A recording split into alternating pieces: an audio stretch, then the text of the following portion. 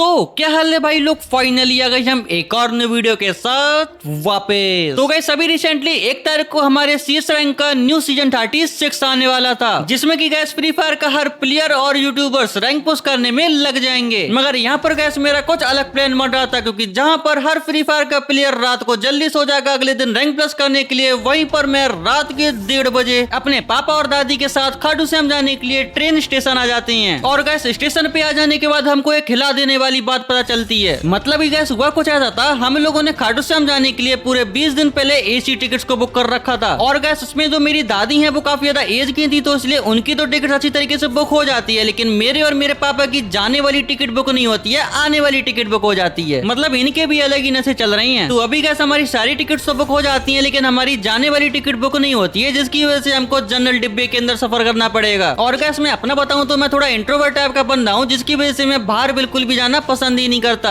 और इसी रीजन की वजह से मैंने लास्ट 17 ईयर से एक बार भी ट्रेन से ट्रेवल ही नहीं किया है। और अभी पूरे 17 ईयर्स के बाद मुझे सीधा जनरल डिब्बे के अंदर सफर करना पड़ेगा। तो अभी गैस कोई भी चॉइस नहीं थी, तो इसलिए मैं भी आ जाता हूँ जनरल डिब्बे के अंदर। और गैस यहाँ पर आने के बाद आप लोग देख लो कितना ज्यादा रस है जनरल डिब्बे के अंदर। अगर आप लोगों ने सफर किया है तो आपको पता होगा कि कितनी ज्यादा हालत खराब हो जाती है। और वहाँ पर जो चश्मा पहने हुए है ना, वो मेरे पापा जी हैं, उनके नीचे भी एक बंदा लेटा हुआ है। बाकी गैस चलो यार, जनरल डिब्बा भी इतना बुरा नहीं है, यहाँ पर भी हम लोग सफर कर सकते हैं, तो इसलिए हम लोग यहाँ पर भी आराम से सफर करने लगते हैं। और गैस यूं ही नई नई चीजें देखकर हमारा 12 घंटे का सफर कंप्लीट भी हो जाता है। और उसी के साथ गैस हमारे CS रैंक का न्यू सीजन भी आ चुका था। तो गैस नेटवर्क इशू होने की वजह से मैं स्टार्टिंग का तो थोड़ा रिकॉर्ड नहीं कर पाया था, लेकिन गैरना वालों ने हमारी रैंक को मास्टर से पटक कर सीधा डायमंड 2 कर दिया है। तो गैस अभी हमारा सीजन डाउन तो हो गया है, तो इसलिए हमको सिर्फ रैंक पुशिंग करनी है और ग्रैंड मास्टर लगानी है। तो इसीलिए गैस आज की वीडियो में मैं ट्रेन से जर्नी करने वाला हूँ और अपनी 0 to 100 लेवल चैलेंज वाली ID के अंदर ग्रैंड मास्टर लगाने वाला हूँ। तो चलो गैस अपनी ट्रेन जर्नी के दौरान हम लोग ग्रैंड मास्टर लगा पाते हैं या फिर नहीं, आओ मैच में चलकर